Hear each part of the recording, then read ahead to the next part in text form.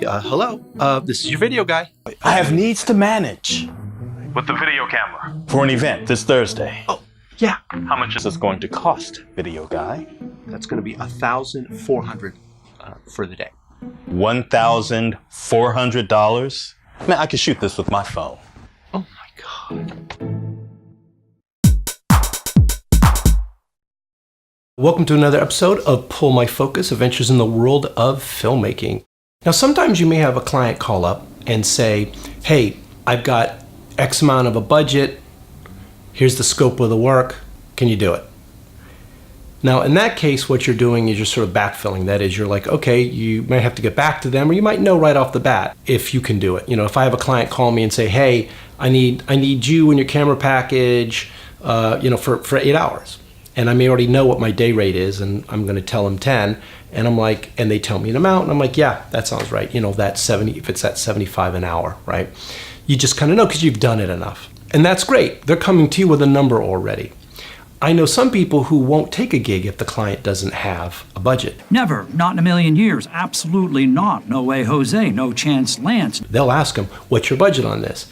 And the client says, well, I don't have a budget. I'm trying to find out from you. There are certain people, particularly I know some graphic designers and whatnot, who just will go, nah, no thanks.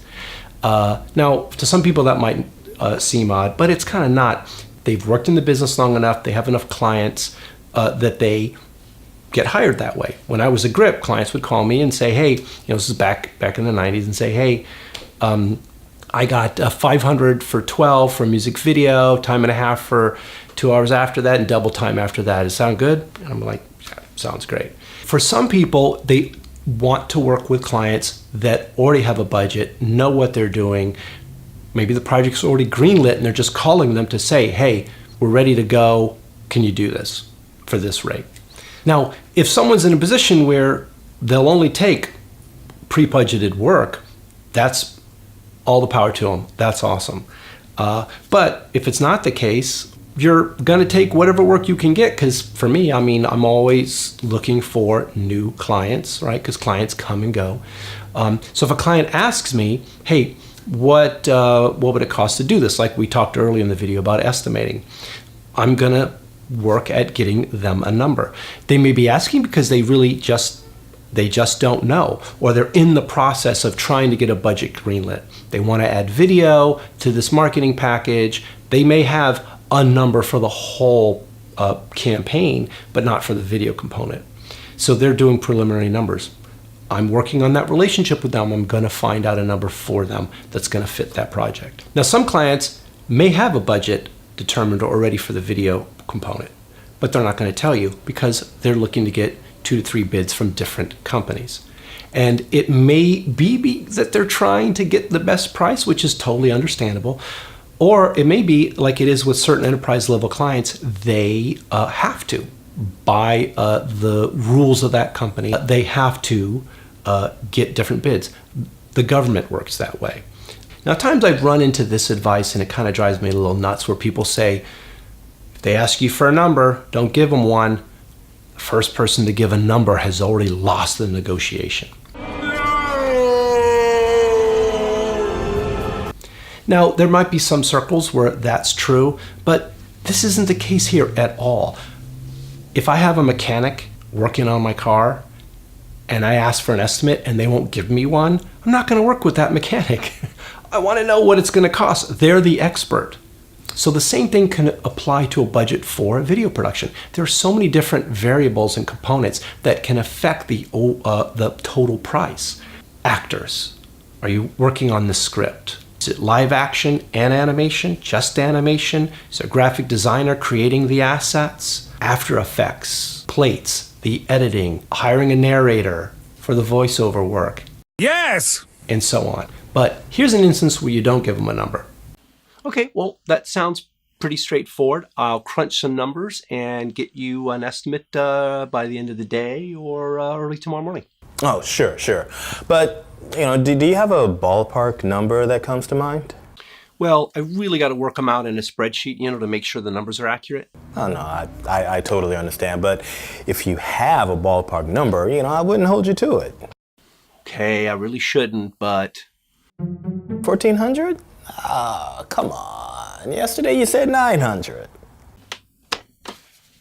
As you can see, and maybe this has happened to you before, or you've been in the situation where you really just want to please the client. You want to tell them, like when they ask you, oh, come on, just give me a ballpark number. I know for me, I'm compelled to want to be nice and give them a number. But I'm going to do not only me, but them a disservice if I give them a number off the top of my head. A lot of times I might be right, but when I'm wrong, it's not good at all. Realize they're not trying to screw you. I've never had that situation. They really just want to know because they're talking about the project with me and that the number is the next big thing. For them to be able to figure out, can they fit video into this component of the campaign, of this budget that they have. So they're just chomping at the bit to get this number. Now, I do the same thing at times with my freelancers, and I call up my After Effects guy and I say, hey, tell them what the project is. I'm like, how many hours? And they may have to get back to me. I never make it a problem. But sometimes they know right off the top of their head, they can figure it out. But if they don't, I'm like, totally fine. But in the back of my mind, I'm wanting that number as soon as possible because I need to get a bid put together and sent to that client so I can get this job greenlit. Now, another thing that happens is you may ask the client, okay, well, what's the budget for this? Or, how much do you have set aside for this project? And they may say, I really don't know. I don't have a number. And then when it comes time to, give them the pitch on the phone, this happens. So worked it all out, and the total's going to be $1,400 for the day. 1400? I was thinking more like 900. I thought you said you didn't have a number. Well, I didn't. Well, then where did that number come from? I don't know. This has happened to me before, and here's the thing. They're not being a jerk. They really didn't have a number before. They just didn't realize that there was actually a number in the back of their head. It just didn't come out until I gave them a number.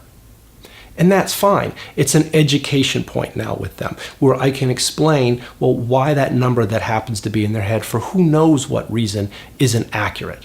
And it's not a problem because I've worked out my budget. I've done my spreadsheet. I'm able to explain to them, well, here's how many hours, etc., rental and all that, and make sure that we're on the same page. Now, sometimes I have a call with the client either to give them an estimate or to go over the estimate that I had sent with them. And they may ask me, you know what, can you go a little bit lower on the rate? Can you go, how much lower can you go? Or can you go to this amount or whatever? And for whatever their reasons are. Now, this is an instance where it's like, well, no, I really can't go any lower than that. Or this is an instance where I may, because I want to do a favor, or that's a new client I want to gain, where I may use the lower end of my hourly rate. Or if that's not the case, it may be that you just need to change the scope of the job. When we would do animation, the scope may have been, for 2D graphic characters that are distinct, 5 backgrounds, So what I may have to tell them is, okay, if you need to lower to that, I'll get back to you with how the scope will change. We may have to take out one character or one or two of those background locations and bring the scope down, maybe bring the duration down and things like that. And that's something that if they're not willing to negotiate on that aspect, it's like, okay, well, you may have to say no. There has to be some give and take. Generally, we don't want to ask the client to lower the expectations of what they want, but if they don't have the budget to pay for it, what are you going to do? So that is a little bit to say on estimating and bidding. Keep in mind, like I said, that people are people and not vending machines. I've been doing this for over 20 years, probably, maybe been bidding even and estimating jobs even longer. And it gets easier and you get more knowledgeable, but it still has some psychology to it. There's nerves. There's times when I'm afraid we're not going to get the gig because, we're too high or too low. And one thing to keep in mind is sometimes you may want to go really low on a gig in order to get it. But part of the psychology here is, if you're too high, understandable why the client might have a problem with it. If you're too low, that may not get you the job either. Some clients perceive that as a problem, like, why are they so low?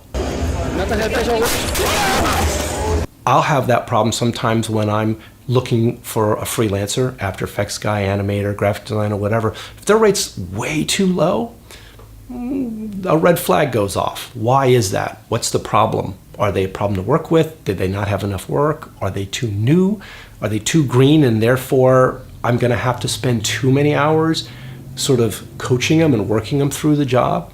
Or that might not be the case at all. They just, bid too low for some reason. But there's a perception there. So again, that's all part of it. Human beings, not vending machines, like I said. Thanks for watching. I hope it was helpful. Leave any comments. Would love to hear what you have to say, even if you think I'm wrong. I might have missed something. Subscribe if you'd like to get notifications, or hit the bell too. I think we'll have to help you give notifications.